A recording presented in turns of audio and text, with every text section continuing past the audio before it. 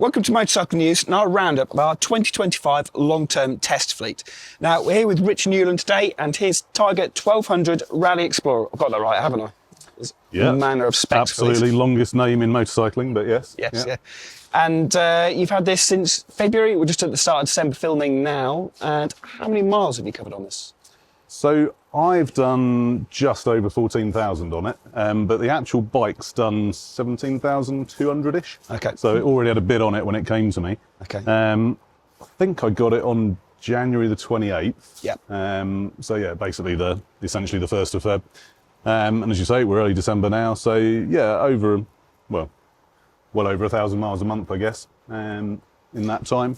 Yeah, so you are our kind of resident masochist for putting on miles, aren't you? So we can't pry you off a bike Well, either. I've not done as many as I wanted to this year. I was hoping to dip down into Europe and do some proper mileage, but it never happened, just too busy. So yeah, I tend to sort of steal away a Saturday here and a Sunday there and just go and do a big mileage day and rack it up, which I love, a big tanked bike, because you can just stay in the saddle for longer without having to keep refueling.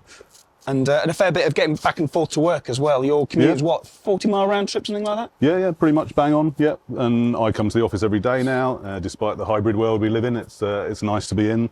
Plus, it gives me an excuse to ride. So yeah, probably 5,000 of that is commuting mileage, and the rest is all leisure. Sure. And just for context, you've had most of the big adventure bikes as long-term test bikes in recent years. So Multistradas, Africa Twins, an older version of the Tiger 1200 as well.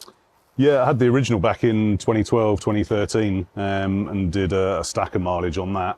And it's interesting how far this bike's come since then, particularly in the sort of fit and finish of it, because I think I've done 16,000 miles on that one, and it looked pretty terrible by the end of that. Lots of bubbling paint and finishes coming away. Whereas this has done 17,000 miles, and to be honest, after a really good wash, it comes up beautifully, with the exception of the headers, which have looked terrible from day one. That's a Triumph thing. I don't know where they're getting their stainless steel from, but it's not stainless enough, I feel. Yeah, a reader actually got in touch and said he uses Dr. Downpipe on it and gets them back to looking mint, and even came and found me at the show the other day to tell me about it. But these were so badly scarred that despite the fact I've had loads of goes at it, it still doesn't look good. So I'm sort of ignore those. But the rest of the bike is remarkably resilient. That's good as well, because I mean, this is obviously a premium touring bike. I mean, what sort of money were you looking at for this particular spec? As you see it right here with panniers, I've also got the top box for it. You are looking at 21.5. Okay. All in. That's with the luggage, obviously. Without the luggage, 19,695, I think, out the crate in this spec. So yeah, it's at the premium end, certainly. I mean, in fairness, that's pretty good for a big adventure bike these days. I mean, you're probably looking at 25 for a GS Adventure, or probably knocking on the door of 30 for a Multistrada Rally. So that's kind of one of their USPs, is that they're a lot of bike for the money. Very different propositions, though, but we'll come to that later. Yeah, sure. Yeah. So we'll start with the good side of things. So obviously you spent a lot of time, lots of different varied usage. What's kind of stood out as good points and the bits that kind of make you want to do your silly mileage weekends? I suppose the biggest thing has to be comfort. It is absolutely extraordinary in terms of comfort. The seat's amazing. The riding position is really roomy. It's, I think my biggest day in the saddle was 575.2 miles, I think it was, in a day. And I nipped basically from where I live in Stamford, whizzed up to Carter Bar, and then ducked down into Scotland, went across to Berwick-upon-Tweed, nipped over to Lindisfarne, which is sort of like going abroad, but not quite. You don't actually need a passport. And then back down again. So yeah, 575 miles, can't remember the time on it. But genuinely, I don't think at any point did I have to sort of stretch a leg or have a shuffle, and I was only really stopping for fuel, which was twice in all that time, and literally just to take some photos along the way. And at no other point did I stop. So it's remarkably comfortable, more comfortable than a R1300 GS, which I had last year, just because there's more room in the leg, adjustable seat on this, which I use in the highest position. And it's just beautifully spaced. Obviously, I'm a fairly big unit, so it suits me to have a big bike. And for reference, how tall are you and inside leg? I'm 5'11", but I've got little legs really. I'm a 31 leg, so and I'm what am I? I'm 17.5 stone. So yeah, a big unit to myself to go with what is undeniably also a big unit of a motorcycle. Yeah, they are. And actually, I mean, I'm a sort of 33-inch inside leg, and when I borrowed this earlier this year, it's one of the few adventure bikes I actually get on with, because I tend to find they're a bit high-pegged, and I don't get on with them. But this is it's very roomy. Due. Yeah, very roomy. Yeah, so it sounds like the 300-mile tank is, you can actually use all of that in one go. Oh, God, yeah. Yeah. It's so comfortable that at no point do you sort of, you know, when sometimes you're praying for the fuel stop and just going, come on, fuel light, please. Yeah. It's not like that at all on this. So the fuel light normally triggers at about 250, 260 miles. Yeah. I reckon if you're on a relatively gentle run, which doesn't happen very often, but if you are, you'll clear 300 miles out the tank. Sure. If you're pressing on in a sort of polite but fast manner, then you're getting about 280 really actual range to drained. So yeah, filling up at sort of 260. Okay. And what about the little kind of comfort details, things like wind noise and vibration, or any little bits and pieces that niggle you in that time? Yeah, actually the wind noise was really disappointing. So last year I was on R1300 GS, which I think is actually one of the quietest adventure bikes you can buy in terms of wind noise and buffeting. I happily did 1,000-mile days on that last year, and you know, at no point do you get that sort of drumming fatigue from just being in the wind noise all the time. Very first ride on this, it was the first thing I noticed. So I picked the bike up from here at Bower Towers and whizzed over to Wells next to sea in Norfolk, sort of a 230-mile day, something like that. And it was the primary sort of observation of that first ride was they haven't sorted out the wind noise problem. And going all the way back to the original Explorer back in 2012, that was one of its biggest problems. They've still not really managed to cure that. So I actually fitted this Puig screen, which is their touring screen, and it's made a real difference. It's dramatically reduced the amount of noise, basically. It's interesting though, even with the standard screen, you don't get buffeting. It's just a persistent, fatiguing sort of drone, which is actually almost more exhausting. And you can't escape it. Even if you tuck in and put your chin on the tank and get right in behind the screen, it's still really, really loud. That kind of resonance. Yeah. It's kind of odd. But yeah, that screen's helped a great deal, and it is adjustable as well. So there is a big lever here, and you simply pull, and it goes up and down. So, and that's one-hand operable whilst you're riding, so it's quite easy to get on with. But yeah, it's nowhere near as quiet as the current GS. In terms of vibes, this engine used to suffer with vibes quite a bit. It was quite a strong complaint from everyone with the T-plane. This is the second gen of that T-plane configuration. Right, so Triumph reacted to customer feedback and what we were saying, and they've managed to smooth it out a bit. And I really don't notice it being particularly vibey. The engine's genuinely smooth, and it's a lovely fast engine, and it's great on a dry day when you can really wind it up, but it's not always your friend in the wet, unfortunately. Okay, and in terms of the rest of the dynamic side of things, obviously you're not just racking up miles on the odometer when you're doing these big days. You're presumably looking for somewhere fun to ride. How is it when kind of you find nice roads in Scotland, Wales, wherever you've been? Yeah, it's good. I mean, obviously we're running a 21-inch front rim on these because it's the Rally Explorer. So that does rob you of a bit of feel and feedback. Right now it's on Bridgestone AX41s, which are obviously quite a knobbly dual-purpose tyre. So again, it just reduces some of the sort of inherent level of grip and control that you've got. But actually, they're really good tyre. I've been impressed with it, and surprisingly quiet as well for such an aggressive block pattern. It's all right in the dry on a good tyre. I ran it on Meridians. It was warm. You had warm tarmac, and the tyres were coming in well. Yeah, it's good. You know, you can hustle on, but you're sort of steering with your hips, and it's a bit rudder-like, I suppose. Sure. And you have to be very, very progressive with your inputs. You can't just chuck it in because you do risk it just tucking away from you. But yeah, you can ride with good pace on good tyres in good conditions. Less so in the wet. You do lose that feel from the front end. Right. And I don't tend to muck around with the riding modes that much because I don't like it dulling the throttle. Sure. But the downside of that is it will spin the rear on pretty much any tyre combination you choose, on any suspension setting you choose. Once it hits peak torque, it does break away quite easily.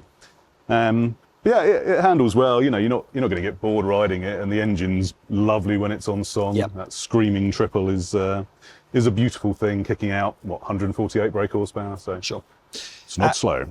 Of course, being a big touring bike, lots of electronic gadgets, doodads, widgets. Yep. How are those?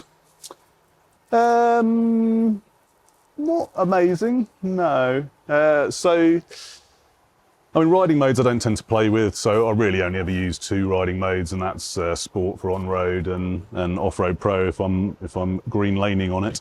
Everything else I kind of leave alone. In terms of connectivity, there is a Triumph Rider app that goes with it, but I do find the connection to the dash is pretty sporadic. Really? It just drops regularly. Most of the time it doesn't pair when you start up, so you've got to sit there with your phone mucking about trying to get it to talk to each other. And on quite a few occasions early on when I was trying to use it, you'd have to repair the phone, and it wasn't maintaining that connection, which is all really frustrating when all you want to do is get on and go for a ride. And in terms of what it can do, then the app's very basic. It gives you turn-by-turn navigation through the dash, which appears on the right-hand side of the dash. But it's not great. You don't get a map view like you do on most of the other bikes of this type. Of course, GS is only turn-by-turn as well without the nav unit. So in the end, I just fitted a beeline to it, to be honest, because it's so much easier. If I need any nav assistance, I know it's always going to pair and I can just get on with the ride. And yeah, don't really touch anything else. I mean, in terms of other electronic stuff, obviously it's got heated seat for rider and pillion, which is great. Actually pretty effective as well. It does keep your bum warm. Although on some days it makes you feel like you've had a bit of a senior moment, but it's good nonetheless. The heated grips are absolutely nuclear. I mean, I don't think you could possibly ride with them on setting 3. You'll be setting fire to your hands.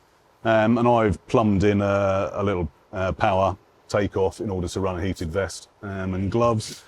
But yeah, really that's sort of it. I do like the fact that on the indicators, if you give them a little stab, they do 3 little bursts. Yeah. But if you give it a longer stab, then they'll stay on.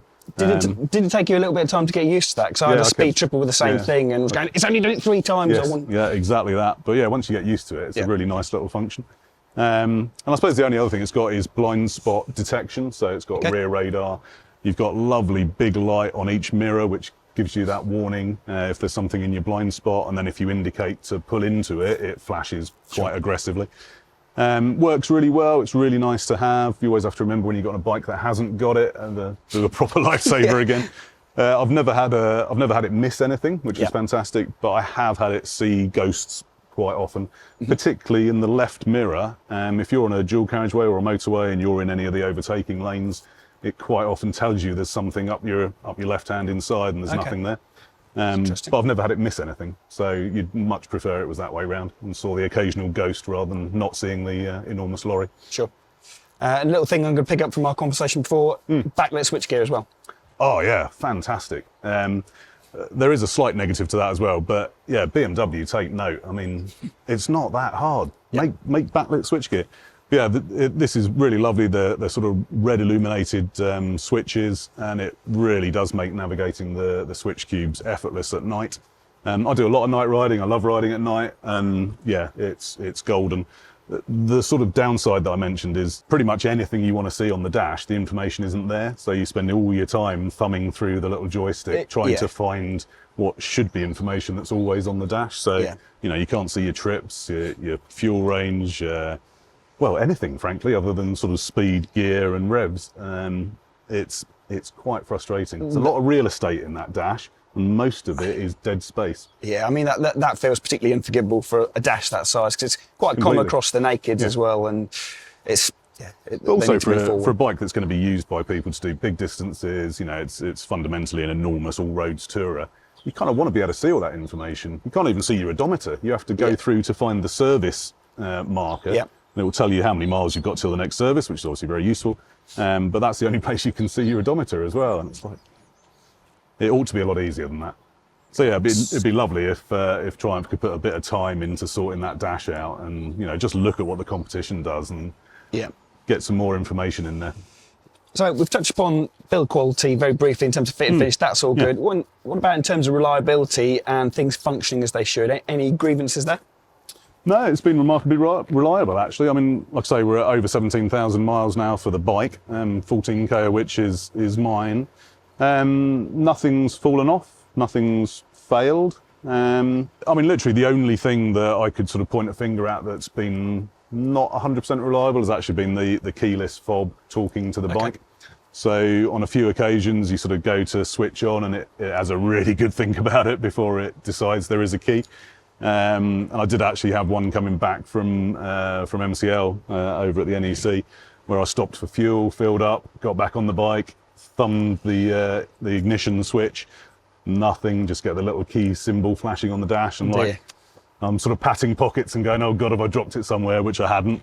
And then, yeah, I was there for nearly 10 minutes, just turning it off, turning it on again, leaving it, trying to get it to recognise the key. And then eventually, inexplicably, it just went, oh yeah, no, there is a key, you can ride home.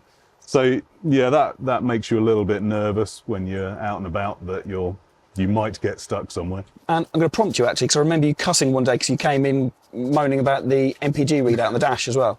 Yeah, that's pure fantasy, that is.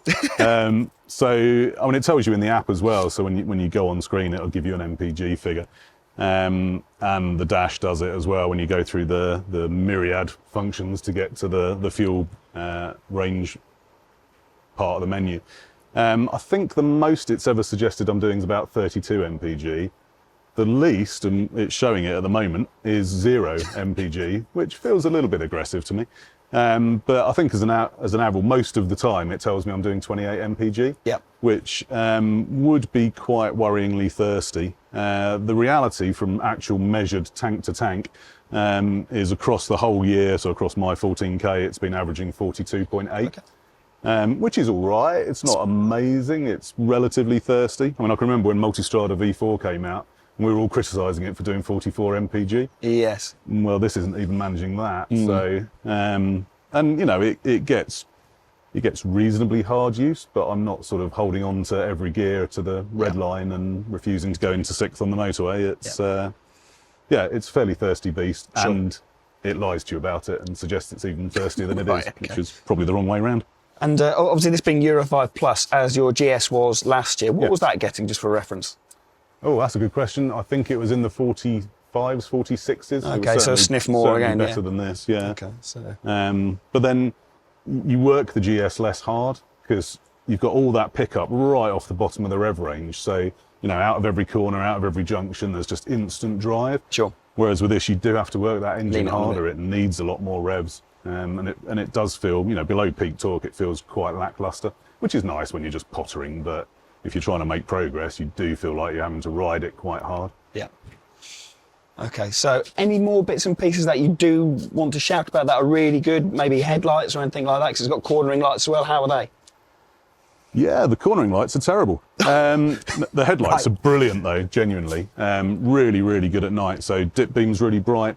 The only issue I've had with it, and this might just be because I'm a big unit as well, but I can't get the adjuster to go low enough to stop it bouncing in people's mirrors and eyeballs when they're coming towards you. I mean, that is about rear view mirror if you're in a saloon or whatever. Yeah, so that's pretty frustrating because you get a lot of people flashing you even though you're on dip beam. But the actual light itself is brilliant. You know, you get a really good spread of light from dip beam. You get an amazing spread of light from high beam. It's a proper day maker. But the cornering lights, which just sit under here and come on progressively, obviously, as you increase lean, it took me a while to even notice they work. The only time that you really do notice they work is when you're peeling through right-handers. Obviously, they then come on, but they shine straight in the eyes of any car driver coming round what is for them a left-hander. So again, you often get flashed mid-corner, even though you're on dipped beam and most of the beam's facing away. It's obviously the cornering light that they're getting it in their retina. So yeah, they're pretty ineffective, but genuinely, otherwise, brilliant headlight, really, really good. We'll just focus on some touring concerns just for a moment. Things like pillion comfort, panniers, luggage. How's all that stuff work? Yeah, so pillion's actually really good. Probably done about 750 miles with a pillion on this year. Mostly that's been my son, who is a real lanky, lose him sideways in the sun, tall chap. So he's 18 years old. He's 6'2". So you'd think that squeezing him onto the back of that would be quite unpleasant, but actually he's found it really good. We even did a 370 odd mile day in the saddle, whipping up to go and look around the university with him. And apart from the fact that he fell asleep for about 10 minutes on the M6 and kept headbutting me. Did you have your intercom on and you were talking to him? Oh God, no. No. He's a teenager. They don't talk. There's no point in having intercom. Yeah, with the exception of the fact that he fell asleep for about 10 minutes on the M6, which you could argue is a good thing. You know, it shows he was comfortable and felt secure, which is nice. With the exception of that, yeah, it's really, really good pillion comfort. Like I say, they've got a heated seat if it's a bit chilly as well. I do run the top box on when I'm carrying a pillion, so they've got a backrest and feel a bit more secure. And the top box does have a nice pad on it as well, so they're not just digging their spine into a metal box. So yeah, good comfort for them. Doesn't impinge on your space as the rider as well. Again, you know, I'm a big lad, so I take up a lot of real estate. I'm obviously sitting further back in the rider's saddle than someone who's thin. But again, I don't feel cramped with... I don't know who you're looking at for thinner. So yeah, I don't feel cramped either. I'd say the suspension doesn't handle a pillion quite as well as a GS, but that's predominantly down to the front end. Obviously, this is telescopic fork. You've got the telelever on the GS, and it does just hold the bike flatter, and you don't get that sort of pitch and yaw that you get with this. And obviously, having someone on the back compounds the problem with the headlight at night as well. So, how is it in compensating for the load with the kind of preload? Can you get it sort of back on the level at least in static sense? I mean, I tend to run in sport mode all the time. It's got auto adaptation for increased mass, so the moment the pillion gets on, you start riding, it'll automatically sort itself out, and it does a good job. You know, you don't notice any massive detriment to the handling. I'd say the only area again that sort of comes to the fore is that you do feel like you've lost a bit of connection to the front wheel. So I noticed this particularly actually coming onto the M6 on a big looped slip road, and as you're going round, you normally expect to feel the front really coming in, and it wasn't. It felt like it was going away. So yeah, that's sort of the only negative, but it's an obvious byproduct of running a 21-inch front. And that'll neatly segue us to talking about the lowering function as well, because that's become a big thing in recent years with big bikes like this. How's it on this one? It's really useful, actually, genuinely. So, you know, my driveway is actually on a very slight slope and it's gravel, and I sort of come in, do a U-turn and then paddle backwards with the bike to put it into the garage. And I'm just sort of getting no traction, really. So basically, as I ride into my drive now, I hit the home button, which is on the right-hand switchgear. You hold it for about a second and then the back will start to drop down. And then I'm flat-footed, even with the seat on the highest setting, so I can then get traction to paddle back. And obviously, if you're off-road, it's quite nice if you're in a tricky, slow section, just to hit the button and just feel a bit more security when you're going slow. It's not, I wouldn't say it's the best system. You know, there are better ones out there. I think, again, sorry, keep harking back to the GS, but the GS obviously now lowers front and rear. And it comes down seamlessly and quickly.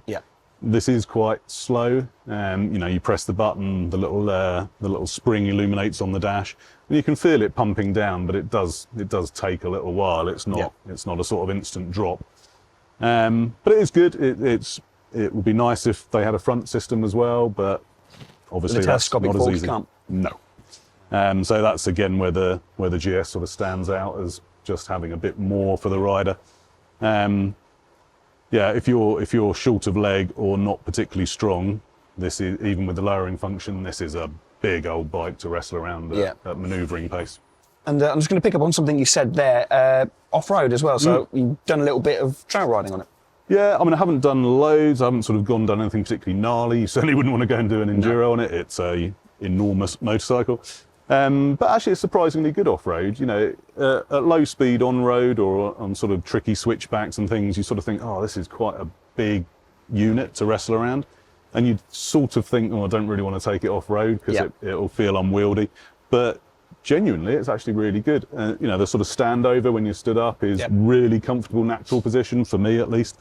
And it gives you quite a lot of confidence. I mean, I obviously select the correct mode, so it sorts out all the braking algorithms and the suspension to suit and to help you. Engine response as well. Absolutely. And that's really useful. It genuinely makes a tangible difference. It's not just a button and you sort of placebo effect, imagine it's doing something.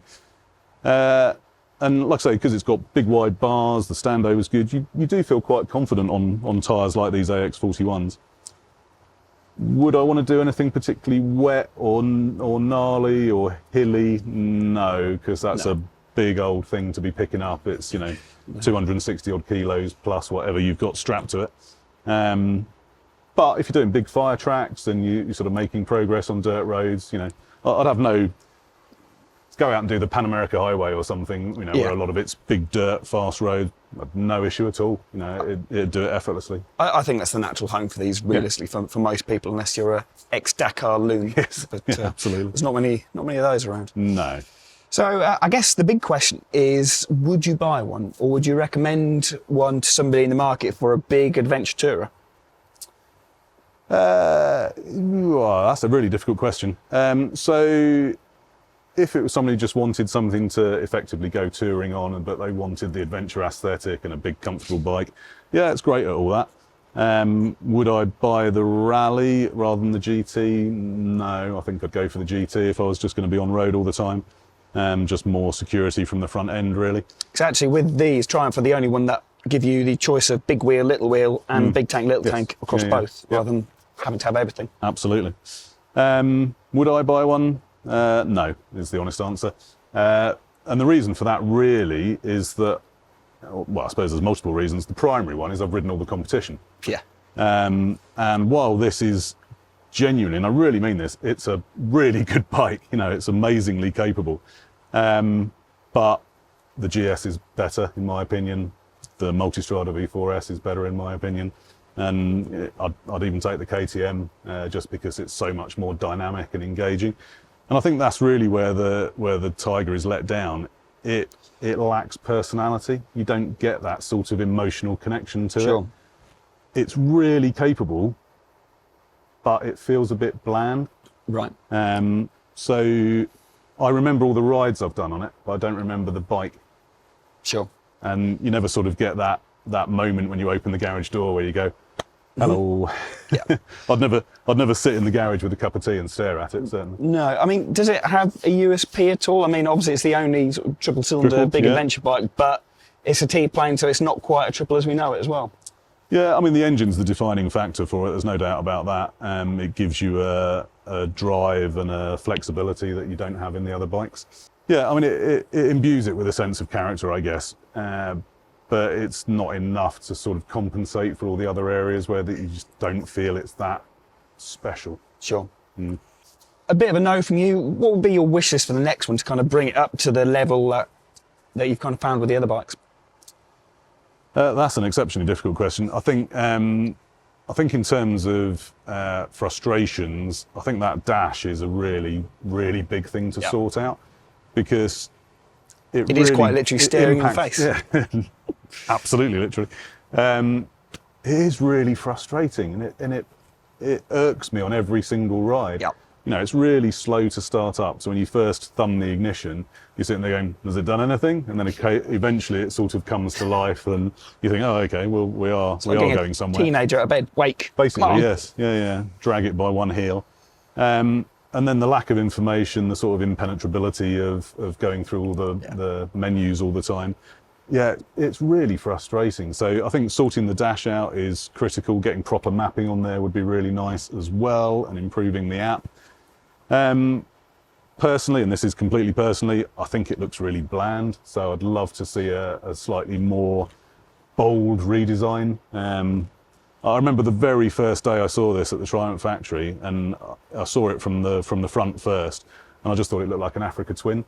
Yeah. Which is another bike that, actually, the Africa Twin is very similar to this. If you love an Africa Twin, you'll probably love this. Right. But again, I've had Africa Twins, and again, it's not on my shopping list. There's always those other three that are higher up.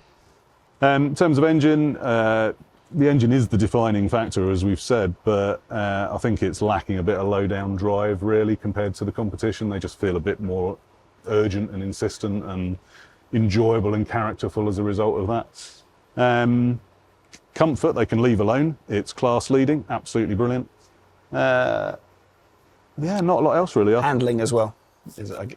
Yeah, I mean, you've circled back to that a few times as a bit of a bugbear. Yeah, it's weird. The suspension you can play with quite well on the move. You can go through the nav and you get this bar chart basically of on the suspension. You can toggle up and down, and it really does make a difference. You know, sometimes you can change between max and min, and nothing's happened. This really does.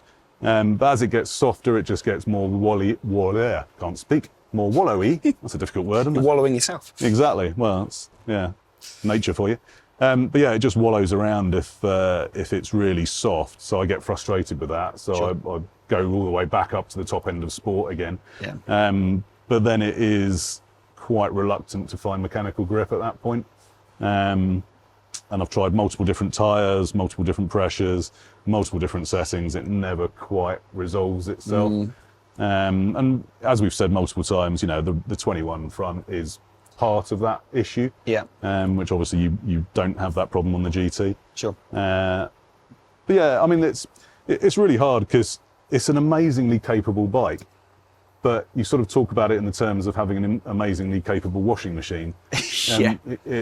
You want it and you really enjoy what it gives you, but you don't sort of engage with it. It doesn't feel memorable. I think in essence, if you've never ridden anything else or you love Triumphs, you're never going to be disappointed by it because it does absolutely everything and it does it to a really good standard. But I think if you're coming away from one of those 3 other brands that I've mentioned a few times, I think you would miss the character and the engagement of them. I actually spoke to a couple of guys at the show just last month who've done the same switches in both directions, actually. And their thoughts mirrored mine, which was really gratifying because obviously you don't want to be a sample of one. But yeah, they've all said the same thing. Yeah.